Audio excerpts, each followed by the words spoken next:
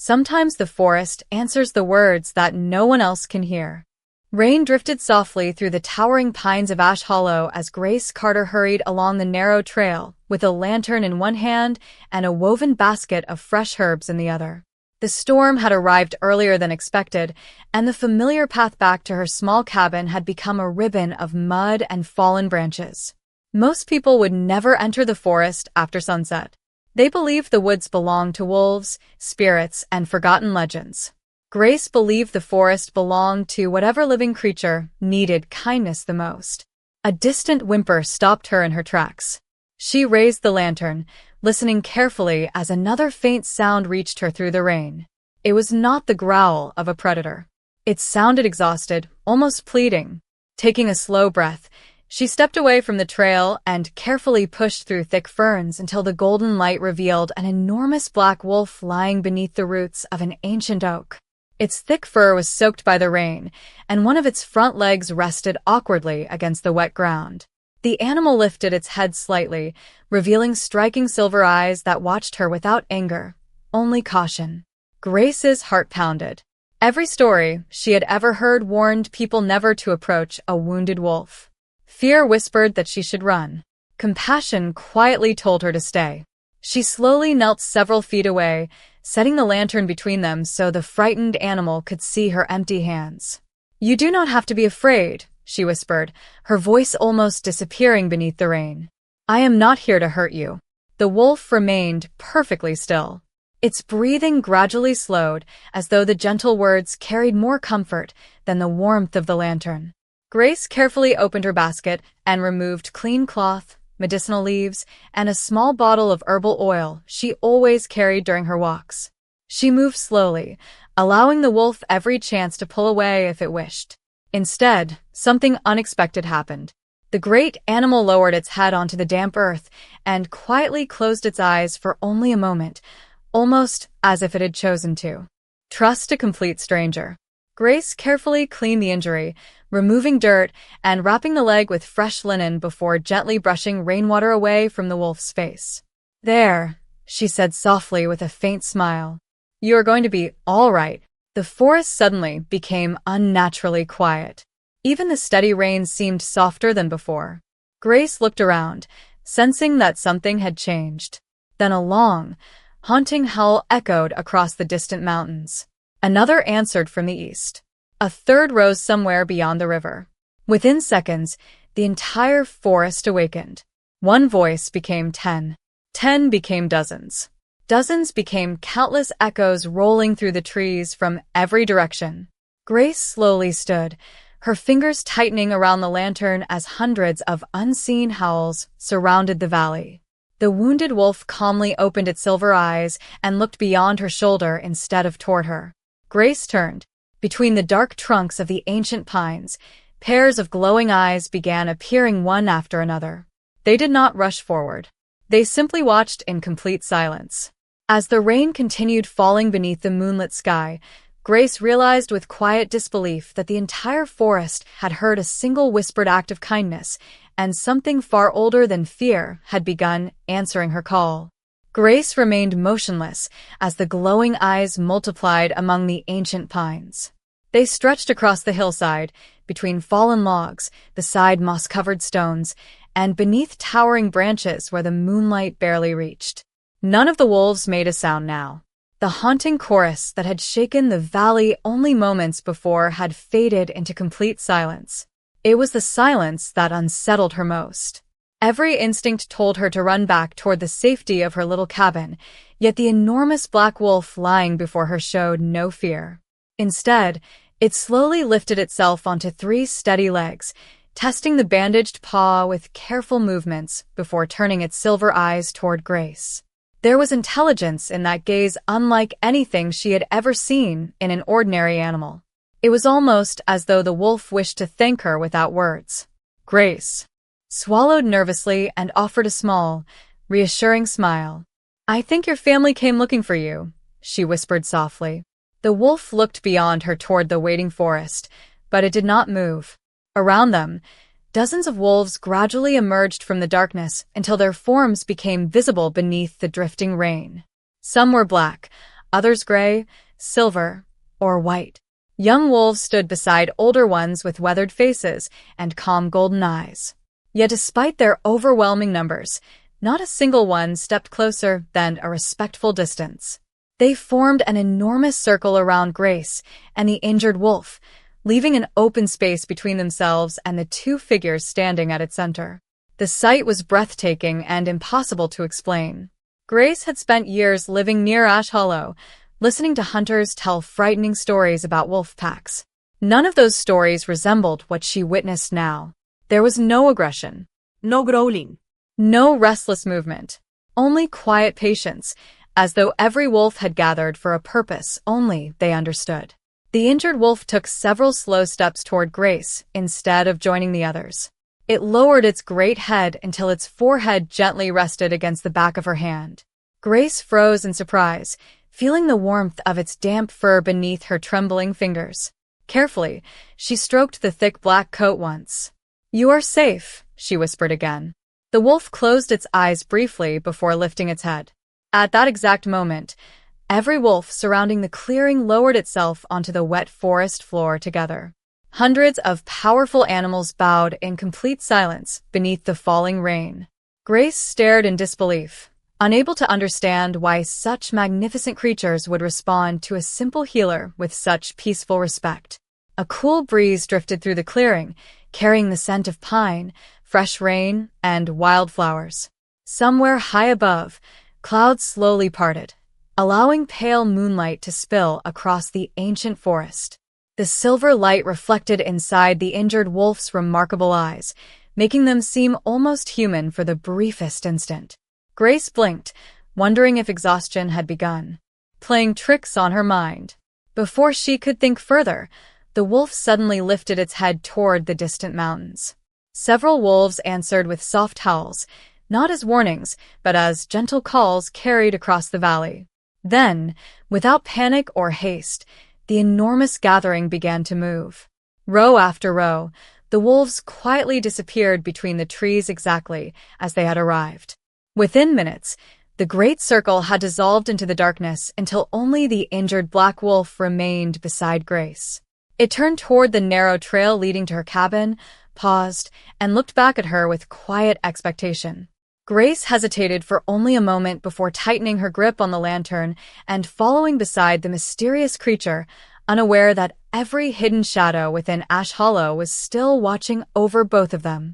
By the time Grace and the black wolf reached her cabin, the rain had softened into a quiet mist that drifted through the trees like silver smoke. The little home stood alone at the edge of a wildflower meadow, its warm lantern glowing gently through the windows. Grace pushed open the wooden door and stepped inside, expecting the wolf to disappear into the forest now that it had found safety. Instead, the great animal remained on the porch, calmly watching her with patient silver eyes. "You are welcome to rest until morning," she said with a shy smile as she left the door partly open. "After that, you can return to wherever you belong." The wolf seemed to understand every word. It slowly entered the cabin and settled beside the stone fireplace without disturbing a single piece of furniture. Grace could not help laughing quietly to herself. "You have better manners than most people from the village," she whispered.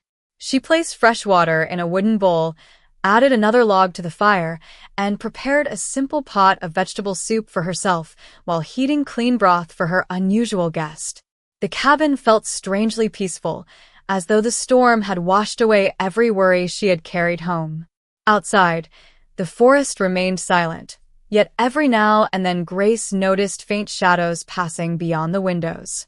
She told herself they were only deer, moving through the trees, but deep inside, she already knew the truth. The wolves had not truly left.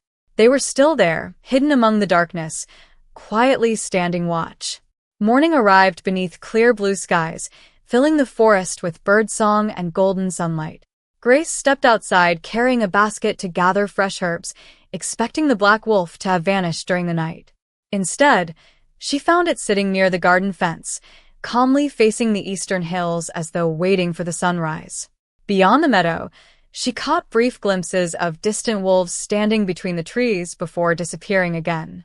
They kept their distance, yet none of them seemed willing to leave completely. Grace continued harvesting lavender, chamomile, and mint while pretending not to notice the silent guardians hidden throughout the woods. The peaceful routine lasted until late morning, when the distant sound of horses echoed along the road leading toward Ash Hollow. Grace looked up as 5 riders wearing dark traveling cloaks entered the clearing. Their horses slowed the instant they noticed the enormous black wolf standing beside her. The leader stepped forward, removing his hood to reveal a weathered face marked by long years of responsibility. His sharp eyes searched every corner of the meadow before settling on the wolf. Relief and disbelief crossed his expression at the same time. The man quickly bowed his head, not to Grace, but toward the silent animal standing beside her. His companions immediately followed his example, without speaking a single word. Grace watched in complete confusion. She had never seen proud travelers bow before any creature of the forest. The black wolf remained perfectly still, offering no response except a calm glance toward the strangers. After several long moments, the leader carefully raised his eyes and spoke with quiet respect. "Forgive us for disturbing your morning, miss. We're searching for someone who disappeared several days ago. We have followed signs through mountains, rivers, and forests without success." His voice hesitated as he looked once more at the wolf beside Grace. "Until now."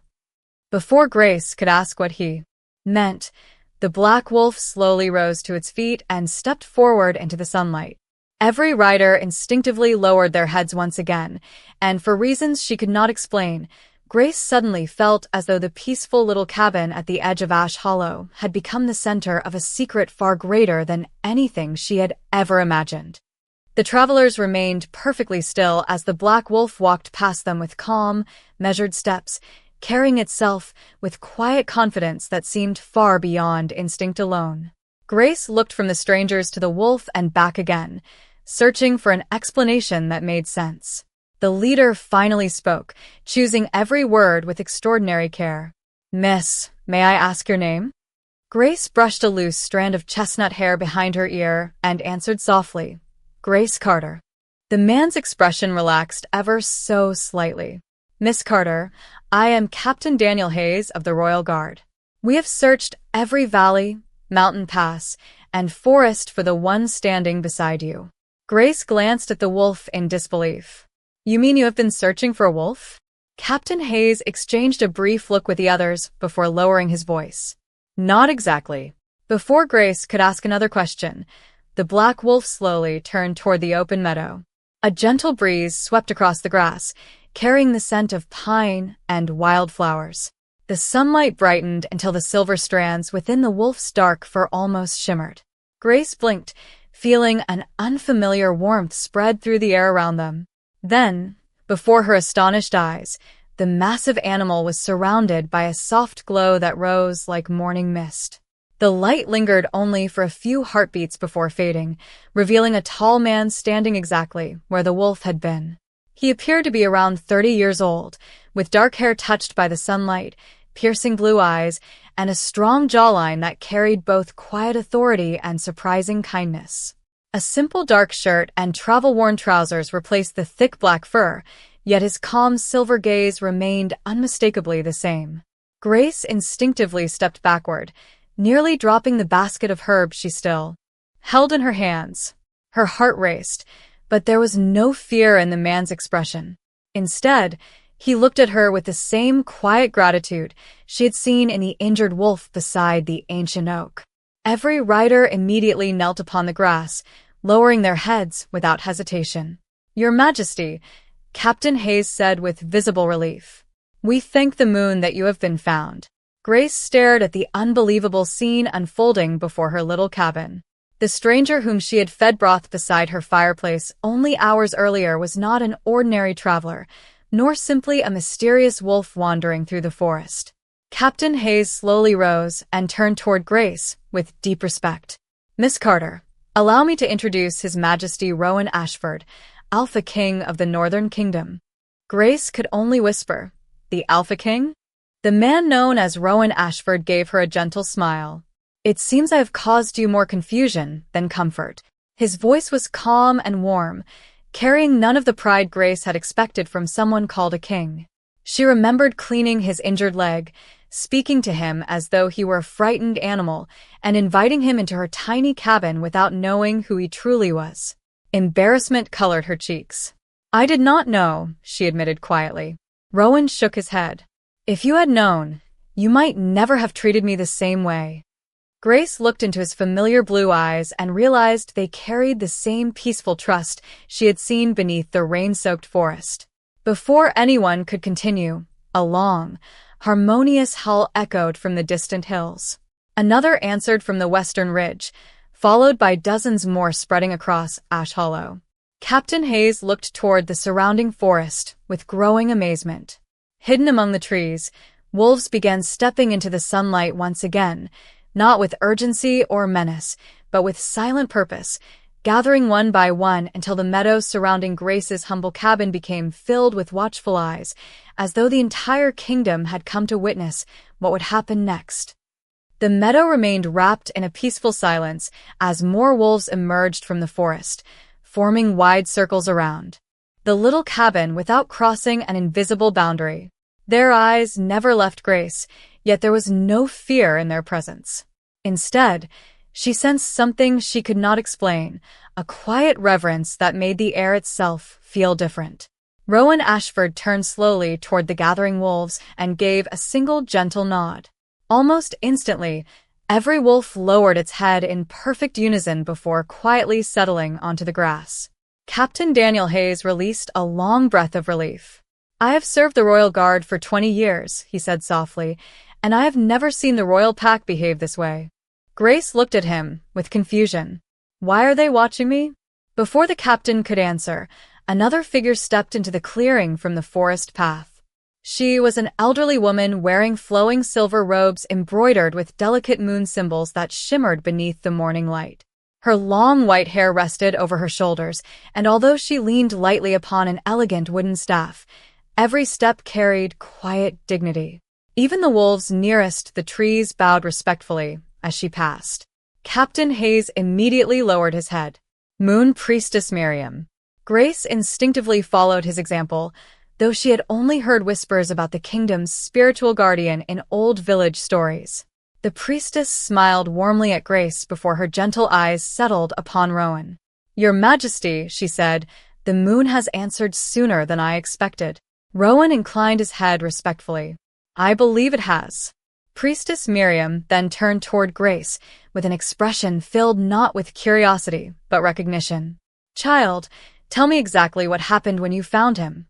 Grace hesitated before quietly describing the storm, the injured wolf beneath the ancient oak, the simple bandages, the warm broth, and the few comforting words she had whispered because she believed he was frightened. The priestess listened without interruption. When Grace finished, Miriam closed her eyes for a brief moment as though listening to a distant voice carried upon the breeze. Finally, she smiled. "That explains everything." Grace frowned slightly. "Explains what?" The priestess gently rested one hand upon her staff. "The wolves did not gather because their king was injured." Grace looked around at the enormous pack surrounding the meadow. "They did not." Miriam slowly shook her head. "The royal wolves have protected alpha kings for centuries. They know how to search. They know how to defend. But they do not answer kindness the way they answered yours." Grace looked down at her hands, still stained faintly green from the herbs she had gathered that morning. "I only wanted to help." "Exactly," the priestess replied. "You expected nothing in return. You did not know his title. You did not know his power. You saw only someone in need." Rowan watched Grace quietly, saying nothing, yet his blue eyes reflected deep admiration. Priestess Miriam continued, "The oldest legends teach that the wolves can recognize a heart untouched by pride. Such a person cannot command them. Such a person never tries. That is why they choose to stand near you of their own free will." Grace slowly lifted her eyes toward the silent pack. Several young wolves wagged their tails gently before sitting peacefully in the grass. Others simply watched her with calm expressions that seemed almost familiar now. She had never imagined that a single act of compassion could ripple through an entire kingdom hidden within the forest. Captain Hayes glanced toward Rowan before speaking carefully. Your Majesty, the Royal Council has already gathered at Moonfall Castle. They are waiting for your return. Rowan remained silent for several moments before answering in a calm voice. Then they will wait a little longer. Every person in the clearing looked at him in surprise, but Rowan never took his eyes off Grace.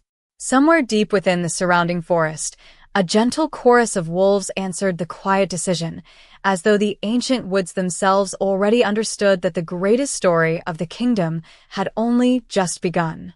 The afternoon sun slowly drifted west as the gathering in the meadow began to change.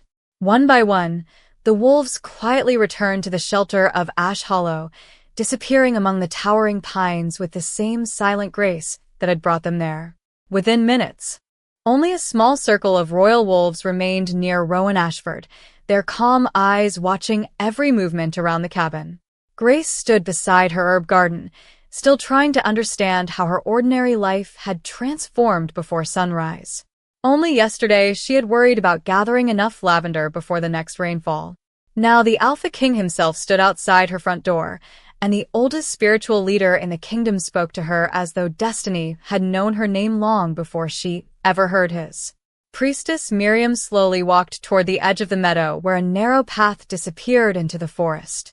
There is something you should both see, she said gently. Rowan nodded without hesitation. Grace quietly followed, carrying her small basket more out of habit than necessity.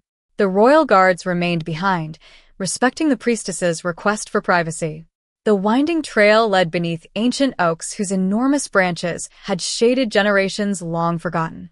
Rays of sunlight filtered through emerald leaves, painting the forest floor with shifting patterns of gold. Birds sang from hidden branches while crystal streams crossed the path, filling the peaceful woods with gentle music. Grace had walked these trails many times gathering herbs, yet today every familiar place seemed touched by quiet wonder. After nearly half a mile, the forest opened into a circular clearing unlike anything Grace had ever seen. At its center stood an ancient stone shrine covered with climbing ivy and glowing white flowers that bloomed despite the changing seasons. Carved into the weathered stones was the image of a full moon surrounded by wolves standing together beneath the stars. The air itself felt lighter, almost shimmering beneath the afternoon sky. Grace instinctively lowered her voice. What is this place? Priestess Miriam smiled. The Moon Shrine. It has stood here longer than any castle in the kingdom. Few people ever find it unless they are meant to. Rowan stepped quietly beside Grace, his blue eyes resting upon the ancient carvings with deep familiarity. I came here as a child with my father, he said softly. He told me the shrine remembers every promise, made with an honest heart. Grace looked around the peaceful sanctuary. It feels alive. Because it remembers kindness, Miriam answered. Power fades. Titles pass from one generation to another. But compassion leaves a mark that time cannot erase. She gently touched one of the carved stones before turning toward Grace. When you comforted an injured stranger without asking who he was, the ancient bond answered. The wolves did not obey a command. They recognized a heart worthy of their trust. Grace lowered her eyes. I still do not understand why someone like me matters. Rowan answered before the priestess could speak. Because you never believed that you did. His calm voice carried no judgment, only quiet admiration. You helped without expecting recognition. That is rarer than strength. Grace met his eyes, surprised by the sincerity she found there. Before she could respond, a cool breeze swept through the clearing. The white flowers surrounding the shrine gently swayed, although the trees remained perfectly still. From every direction, a handful of wolves quietly appeared at the edge of the clearing, not approaching the shrine but sitting peacefully beneath the ancient oaks. None of them looked toward Rowan. Every pair of watchful eyes rested upon Grace. Priestess Miriam smiled knowingly as the soft light of the afternoon settled across the sacred stones. The kingdom believes an Alpha King leads the wolves, she said. Today you are witnessing an older truth. The wolves always choose for themselves, and once they give their trust, no throne can command them to take it back. As the sun settled lower above Ash Hollow, Grace, Rowan, and Priestess Miriam returned to the cabin expecting another peaceful evening. Instead, they found the meadow transformed. Elegant carriages lined the narrow road, their polished silver emblems catching the fading light. Dozens of finely dressed nobles stood beside members of the royal council, accompanied by respected alpha leaders from every corner of the northern kingdom. Captain Daniel Hayes immediately stepped forward and bowed. "Your Majesty," the council insisted upon coming themselves. Rowan quietly surveyed the gathering before offering a calm nod. "Then let them speak." Grace instinctively remained near the herb garden, suddenly feeling more out of place than she ever had in her life. Her simple linen dress, stained faintly with soil and dried lavender, seemed painfully ordinary beside the embroidered cloaks and jeweled ornaments surrounding the meadow. Whispered conversations spread through the crowd as curious eyes settled upon her. Some expressions carried surprise, others uncertainty, and a few barely concealed disapproval. Finally, Lord Cedric Hawthorne, the eldest council member, stepped forward with formal dignity. "Your Majesty," he began respectfully, "the kingdom rejoices that you have returned safely. However, we are troubled by the reports we have received." Rowan answered evenly. "Which reports concern you?" Lord Hawthorne glanced toward Grace. "That the royal wolves have gathered around an unknown village healer. That they appear devoted to someone with neither noble blood nor royal standing. Such events have never occurred in our recorded history." Grace lowered her eyes, wishing she could quietly disappear into the forest she loved. Before she could step away, Rowan spoke gently without turning toward the council. Grace Carter did not ask for any of this. His voice remained calm, yet every word carried unmistakable authority. "She found an injured stranger during a storm. She offered shelter, medicine, and kindness without asking who I was. She expected nothing in return." Another council member, Lady Eleanor Whitmore, folded her hands carefully. "No one questions her generosity, Your Majesty. But symbols matter. Traditions protect the kingdom." Priestess Miriam smiled softly. "Traditions are meant to protect truth, not replace it." A quiet silence followed her words. Suddenly, a young wolf emerged from the edge of the forest carrying a small wildflower between its teeth. It trotted calmly across the meadow and gently placed the flower at Grace's feet before sitting beside her.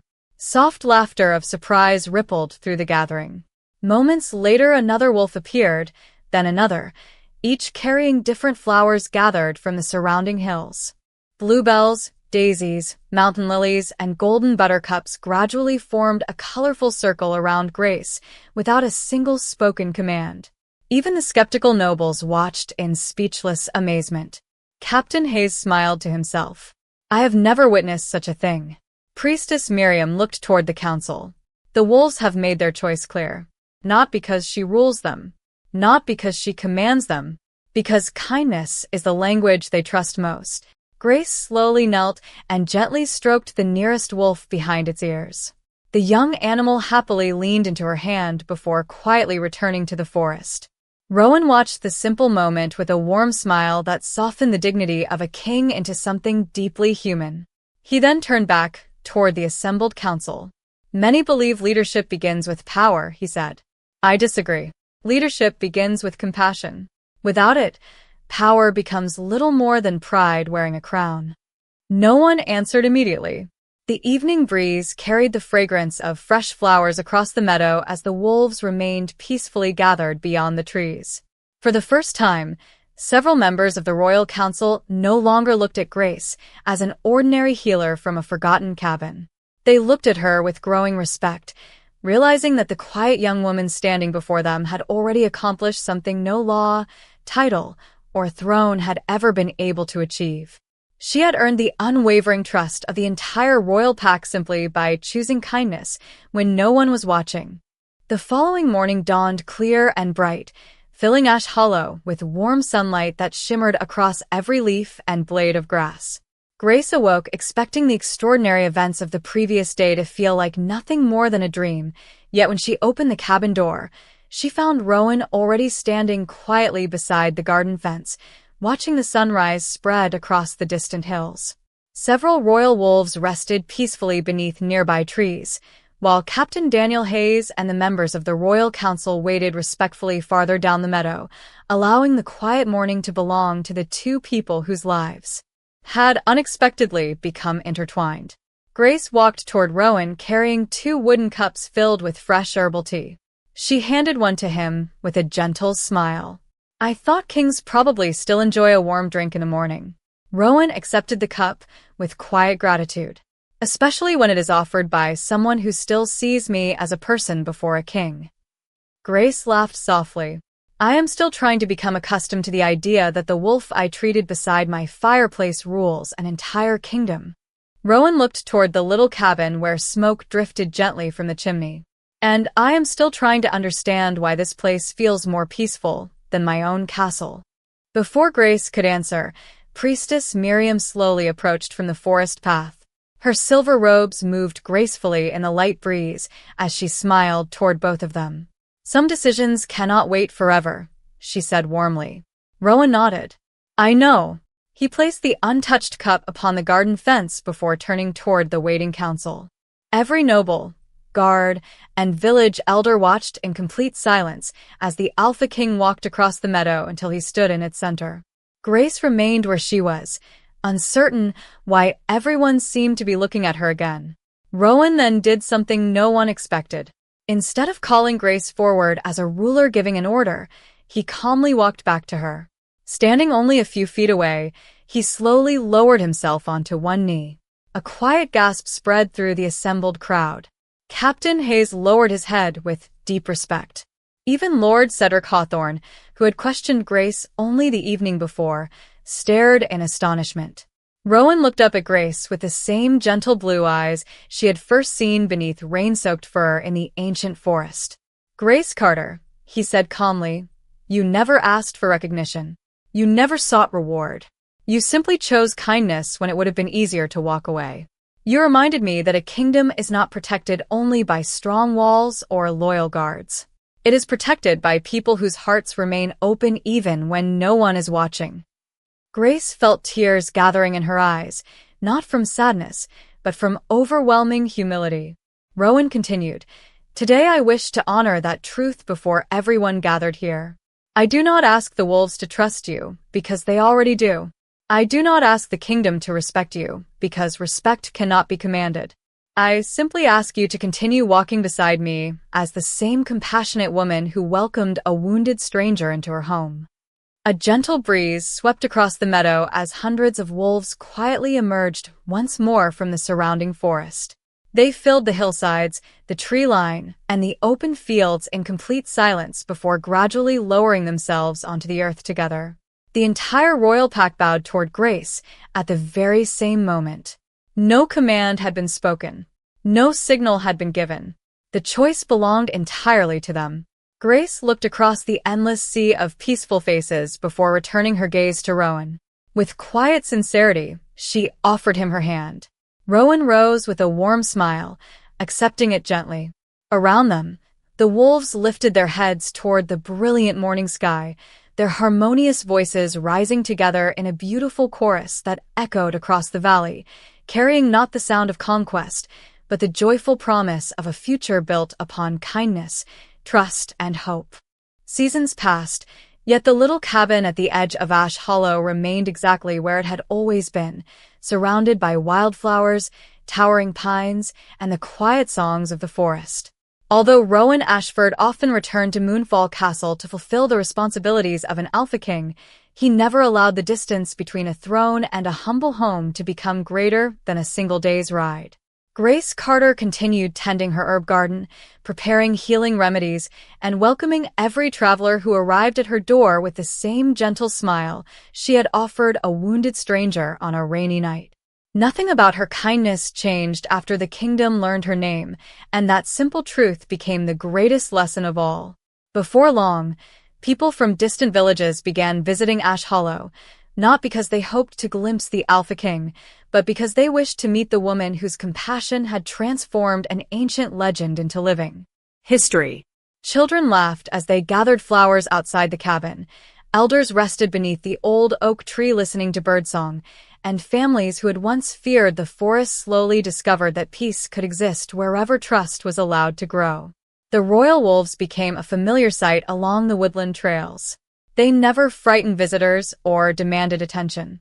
They simply watched over the valley with calm, patient eyes, reminding everyone that strength could stand quietly beside kindness without diminishing either.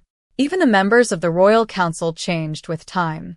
Lord Cedric Hawthorne often admitted that his greatest mistake had been judging worth by family names instead of character. Lady Eleanor Whitmore organized gatherings where healers, scholars, farmers, and nobles shared knowledge without regard for rank, believing that wisdom could appear in the most unexpected places. Captain Daniel Hayes smiled whenever he rode through Ash Hollow, knowing that the kingdom had become stronger because one ordinary act of compassion had reached far beyond a single life. Priestess Miriam continued visiting the moon shrine, where the ancient white flowers bloomed year after year without fading. Whenever young apprentices asked how the royal wolves had chosen to trust a simple healer, she always answered with the same gentle words. The moon does not search for the proud. It quietly reveals the hearts that never stopped choosing kindness. Grace and Rowan often walked together through the forest at sunset, speaking not of crowns or ceremonies, but of gardens, changing seasons, and the peaceful future they hoped every child in the kingdom would inherit. They understood that the greatest promise they could leave behind was not written upon stone monuments or royal decrees. It lived within everyday choices made with compassion, patience, and quiet courage. Years later, travelers passing through Ash Hollow still noticed something remarkable. As evening settled across the valley and golden light touched the ancient trees, wolves would sometimes appear along the distant ridges, sitting silently beneath the open sky. They did not gather because they had been summoned. They gathered because they remembered. They remembered the rainy night when one gentle voice refused to answer fear with fear. They remembered the healer who never asked for recognition. They remembered the king who chose humility over pride. And as the peaceful chorus of wolves drifted across the forest beneath the rising moon, the story continued from one generation to the next, reminding every listener that true greatness is never measured by power alone. It is measured by the quiet moments when an ordinary heart chooses compassion without expecting anything in return, because true strength is always gentle, and genuine kindness leaves echoes that even time can never silence.